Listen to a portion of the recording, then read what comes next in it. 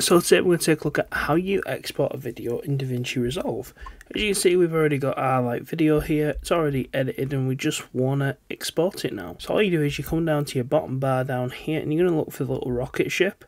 We're going to click that. That's going to take us to this render settings area here. And what we're going to do is we're just not going to change the name, but you put your file name in here, you can select where you want to put it. And then you've got some important settings that you need to think about here, about the format, the codec that you want to use. So we've got H.264, H.265, and we've got a variety of different formats. I just prefer to use MP4 because we're just uploading this online. And we've got some other settings like the resolution, the frame rate, etc. There's some other settings that you may want to go into, but if you're watching this video, you may as well just leave those alone. And once you've done all that, you're going to want to click here, add to render queue. So when you add this to your render queue, it's going to go over here. I've already rendered this video once, as you can see. We're just going to X off that.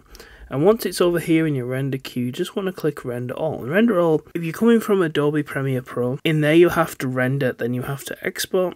In here we just render and then it exports. So as you see here now, we can see our rendering progress and our time remaining. As you can see, it's kind of rendering it in real time there, and we'll cut back when it's finished. So as you can see now, it says here complete in 46 seconds, and we'll go and check to see where it is. It says that it's in this folder here. We'll open that up now, and as you can see, there is our untitled video published today.